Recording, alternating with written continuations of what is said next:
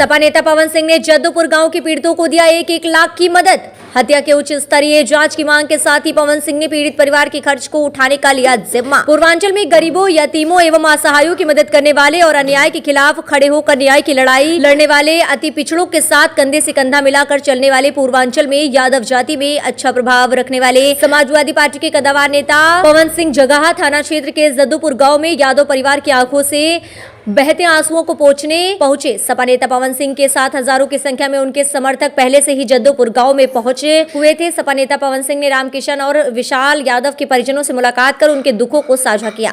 सपा नेता पवन सिंह को अपने पास देख दोनों यादव परिवार के लोग फूट फूट कर रोने लगे और सपा नेता को अपना दर्द बयां किया। दोनों पीड़ित परिवारों के लोगों ने बताया किस तरह से पूरे गाँव में हत्यारोपियों ने तांडव मचाया था। पुलिस, आपको बता दें कि पुलिस जाति विशेष के सत्ता पक्ष के संरक्षण में जानबूझकर मदद कर रही थी। गाँव में हत्या हो गई, महिलाओं को मारा जा रहा था, लेकिन पुलिस मौके पर आने में 4 घंटे लगा दी। तमाम लोग आए लेकिन मेरे परिवार की किसी ने मदद नहीं की। सपा नेता पवन सिंह ने दोनों पीड़ित परिवारों की बात को सुना, उन्हें हिम्मत और हौसला दिया। साथ ही पवन सिंह ने तत्काल दोनों यादव परिवारों को 1-1 लाख रुपए की धनराशि देकर मदद की।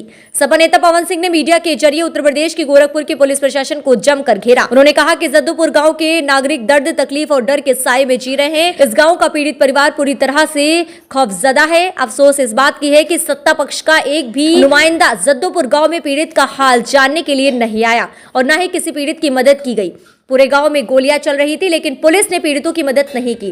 पुलिस वालों ने हत्यारों को खुली छूट दे रखी है। उत्तर प्रदेश में अपराध जहां मुक्त हुआ था, जब सूबे के मुखिया का गृह जनपद अपराध मुक्त नहीं हो पाया तो पूरे प्रदेश की क्या स्थिति होगी, आप बखूबी समझ सकते हैं। सपा नेता पवन सिंह ने कहा कि पीड़ित परिवार के बच्चों की पढ़ाई लिखाई और शादी विवाह की जिम्मेदारी अब उनके ऊपर है। यहाँ पर कुछ दुर्दांत अपराधियों द्वारा यहाँ पर यादव परिवार के 2 लोगों को बेरहमी से हत्या कर दिया गया था। यहाँ पर हत्या करने के पश्चात भी इनके परिजनों को निरंतर धमकाया जा रहा था। यह क्षेत्र हमारे उत्तर प्रदेश के यशस्वी मुख्यमंत्री के क्षेत्र में आता है, जहाँ पे हमारा उत्तर प्रदेश महकमा पूरे उत्तर प्रदेश में अपराध मुक्त करने की बात कहता है। आज वहीं पे मुख्यमंत्री का गृह जनपद सुरक्षित नहीं है। यहाँ पर आए दिन कोई ऐसा दिन नहीं होता है जिस दिन यहाँ पर हत्याएं न होती हो। आज जंघा स्थित जद्दूपुर गांव में 2 लोगों को बेरहमी से यहाँ पर लाठी डंडे से पीटा गया। उसके बाद उन दुर्दांत अपराधियों ने, अराजक तत्वों ने उसके बाद उनके सीने में गोली उतारने का काम किया। उसके बाद भी जब उन दोनों व्यक्तियों के सीने में धड़कनें चल रही थी, सांसें चल रही थी, उसके बावजूद उनको लाठी डंडे और मुअली से मार मार के उन आतंकवादियों ने, उन अराजक तत्वों ने जब तक वो मर नहीं गए तब तक उनको पीटते रहे। यहाँ के और 2 लोगों की हत्या करने के बावजूद भी इसी परिवार के 6 लोग आज के डेट में भी जीवन और मौत से संघर्ष कर रहे हैं। आज गोरखपुर पुलिस प्रशासन सोई हुई है। यहाँ पर न्याय दिलाने के लिए कोई नहीं आ रहा है। यहाँ पे हत्या करने के बावजूद यहाँ पे खुले रूप से अपराधी घूम रहे थे। यहाँ पे गांव वालों एवं यहाँ के परिजनों द्वारा यहाँ पे एम्बुलेंस को फोन किया गया, पुलिस प्रशासन को फोन किया गया और 4 घंटे तक कोई यहाँ पर सुध लेने नहीं आया। वो दोनों लोग तड़प तड़प के मर गए।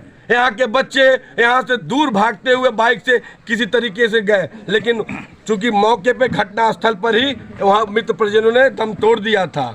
अब आप बताइए, जहाँ पे सूबे के मुखिया पूरे उत्तर प्रदेश को अपराध मुक्त करने की बात करते हैं, वहाँ पे गृह जनपद में यदि ऐसी स्थिति है तो पूरे प्रदेश का क्या हाल होता होगा। आज आप पीड़ित परिवार से मिले हैं, क्या कुछ आपकी तरफ से मदद की गई है और आगे का क्या आपने 5 सूत्री मांगों को लेकर कहाँ तक आप जाएंगे इसको लेकर? आप मीडिया भाइयों के माध्यम से, कुछ चैनलों के माध्यम से हमने देखा कि पीड़ित परिवार को यहाँ के गांव वाले हत्यारोपी खुले रूप से धमकी दे रहे थे। पूरा का पूरा परिवार डरा और सहमा हुआ था। यहाँ पर स्वर्गीय रामकिशन यादव जी और स्वर्गीय श्री विशाल यादव जी, जो कि द्वितीय वर्ष का नौजवान साथी था SST में कर देंगे। नहीं अभी करिए ना।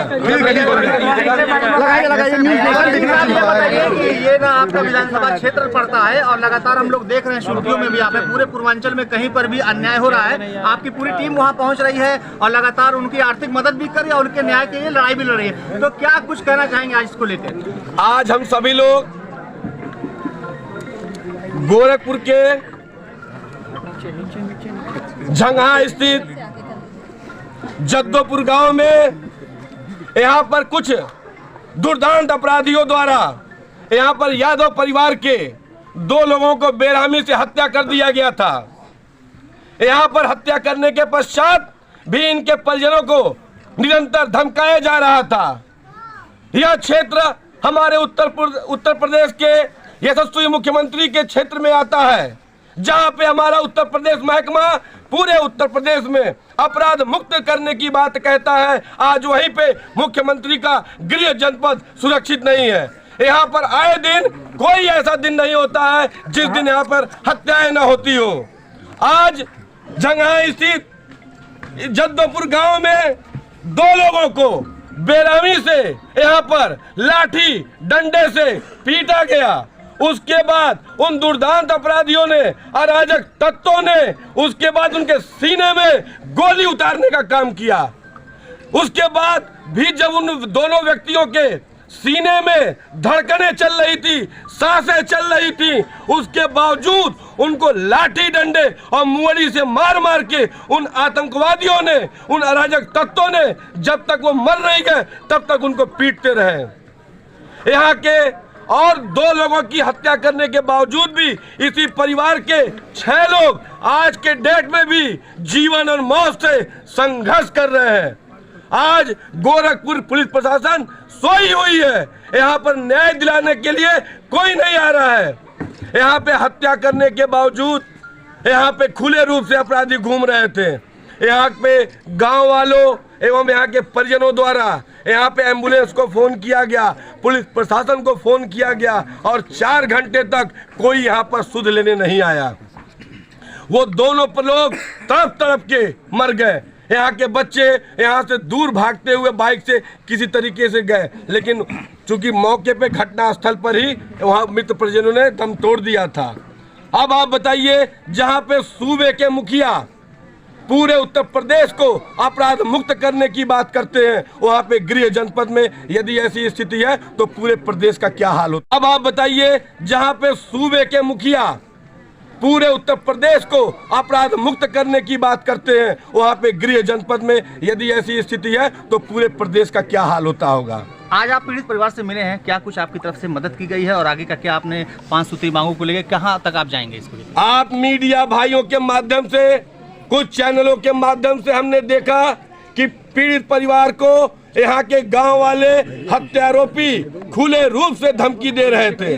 पूरा का पूरा परिवार डरा और सहमा हुआ था।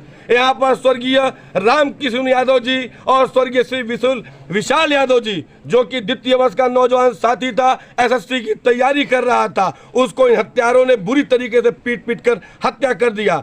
स्वर्गीय रामकिशन यादव जी, जो कि अपने परिवार के मुखिया थे, अपने परिवार की जीविका को चलाते थे, जब उनकी बेटी द्वारा आप मीडिया भाइयों के माध्यम से मैंने देखा, वो बिटिया रो रही थी कि अब हमारे पिता हमारे बीच में नहीं रहे, हमें कौन पढ़ाएगा, हमारे घर का खर्चा कौन चलाएगा। उन बेटी की आंसू को जब मैं देखा तो अपने आप को रोक नहीं पाया।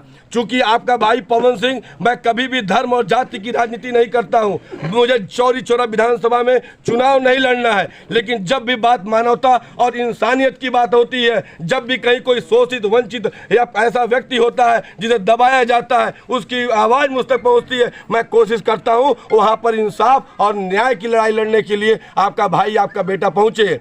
चूंकि बिटिया अभी बहुत छोटी है, कक्षा 8 में पढ़ती है, जब मैंने उसकी बाइट को सुना वो फूट फूट के रो रही थी। अभी माँ थी, रोते रोते उनकी आंखों के आंसू सूख गए थे। आज हम दोनों परिजनों को, दोनों परिवारों में 1-1 लाख रुपए का एक छोटा सा सहयोग देने का कोशिश किए। आज अगर मेरा बस चले मैं करोड़ों रुपए यहाँ पे खर्चा कर दूं, लेकिन मुझे पता है कि आज स्वर्गीय रामकिशन यादव जी को और स्वर्गीय विशाल यादव जी को करोड़ों रुपया खर्चा करने के बावजूद भी मैं उनको इस परिवार में नहीं दे सकता हूँ। आज बड़ा ही गर्व हो रहा है, हर्ष हो रहा है, दुख का भी विषय है कि आज हम लोग इस गमगीन परिवार में, हम सभी लोग शोकाकुल परिवार में अपनी उपस्थिति दर्ज करा के इनके गमों को हल्का करने आए हैं। लेकिन गर्व हो रहा है, खुशी भी हो रहा है। हम लोग आज जब यहाँ पर आए हैं, आज इस परिवार को जो लोग समझ रहे थे यह परिवार अकेला है, आज हजारों की संख्या में सभी लोग आत्मबल देने के लिए इस शोकाकुल परिवार में कि आप डरिए नहीं, हम और सभी लोग, हम सभी नौजवान साथी आपकी न्याय और इंसाफ की लड़ाई में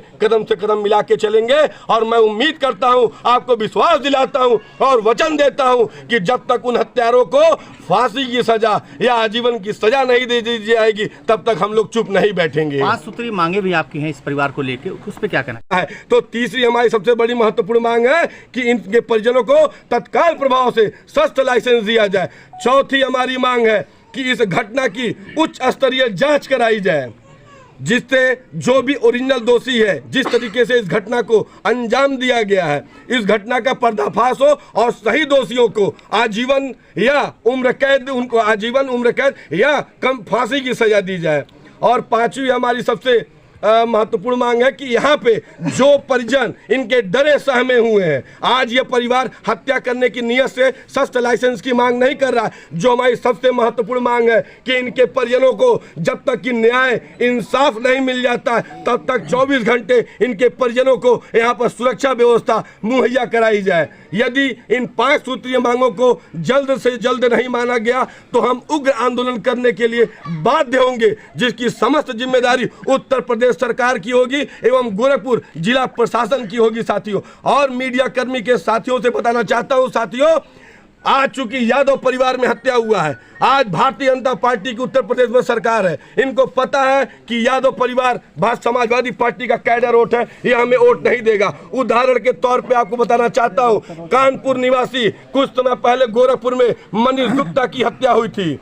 हमारे पार्टी के राष्ट्रीय अध्यक्ष जी ने श्री अखिलेश यादव जी कानपुर गए थे। हमारे जनपद गोरखपुर का तमाम कार्यकर्ता मनीष गुप्ता की आवाज को बुलंद करने का काम किया था और उसकी जब गूंज लखनऊ और दिल्ली तक गई तो मनीष गुप्ता की पत्नी को, चूंकि वो व्यापारी वर्ग है, जो कि भारतीय जनता पार्टी को लगता है कि इससे हमें लाभ है, जब मनीष गुप्ता की हत्या हुई तो तत्काल प्रभाव से कानपुर में केडीए में मनीष गुप्ता जी के, स्वर्गीय मनीष गुप्ता जी की पत्नी को केडीए में वहां पे नौकरी दिया गया।